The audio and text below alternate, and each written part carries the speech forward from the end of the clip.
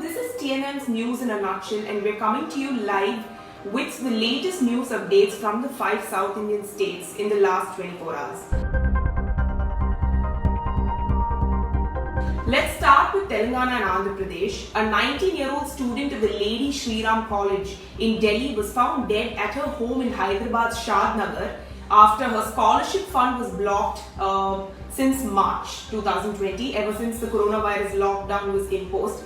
Aishwarya Reddy was a second year BSc Mathematics student at LSR, and she was a state topper in class 12 and she was awarded the Inspire Scholarship from the Ministry of Science and Technology.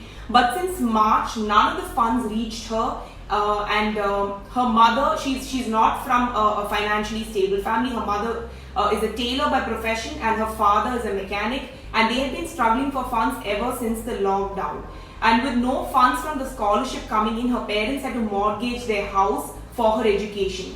Now, Aishwarya wanted to be an IAS officer, and she was preparing to attend the UPSC exam in 2 years. The family had mortgaged their house for 2 lakhs, pawned gold ornaments, and had even taken her younger sibling out of school to fund Aishwarya's education. In her suicide note found a day before, she had written that she did not wish to be a burden to her family. The 19-year-old was found, her death has triggered a lot of protests at Delhi University. The LSR Students Union Committee for Inclusive Education had sent emails to the administration informing them about her financial struggles. Students said that Aishwarya did not have a laptop or even access to steady internet, and mobile data packs were burning a hole in the pocket of the already financially stressed family. Moving on to the second big story from Telangana, Tollywood actor Chiranjeevi on Monday said that he had tested positive for coronavirus.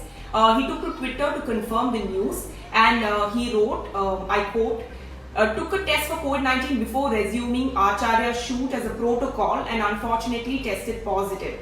I am currently asymptomatic and quarantining myself at home. Request all those who met me in the last few days to also undergo COVID-19 tests. Will update you on my recovery soon. You can read more about this on our website. We'll be posting links underneath this video. Now let's move to Karnataka. 3 female police personnel in Karnataka have been booked for allegedly assaulting a minor girl who sought action against a man who was harassing her.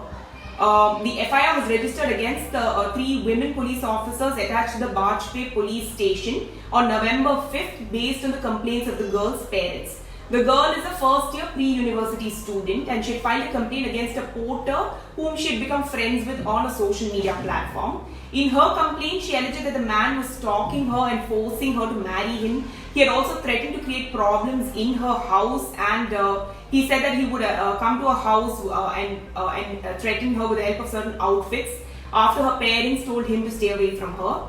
The girl went to file a complaint after which she said that she was assaulted by these women cops. Now an FIR has been registered against these 3 police officers.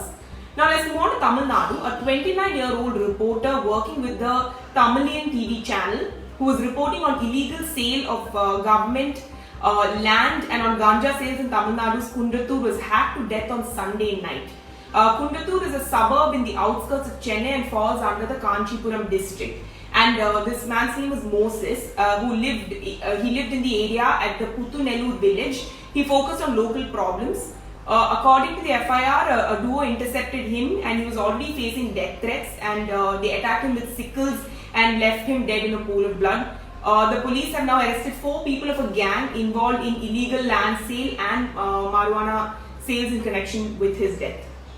Moving on to Kerala now, the state health department has issued guidelines for pilgrims wishing to visit the Sabarimala temple, which will open for darshan on November 21st.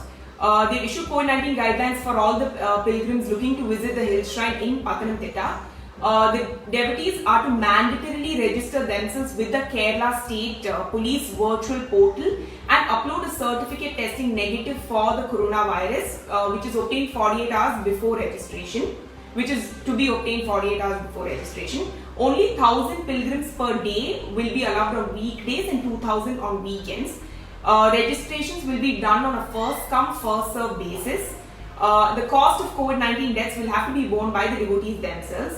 Among other things which are closed off in the temple is the access to the Pamba river and the ghee abhishekam. Devotees will not be permitted to take a dip in the river, considering the rising COVID-19 cases in the state.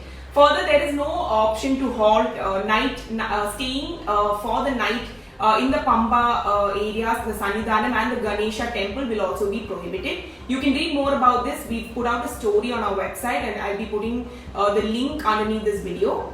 So those are the biggest updates of the day from the south. This is Sreedevi Jayarajan reporting from Chennai for the News Minute. Stay tuned, we'll be coming up with more updates tomorrow. Thank you.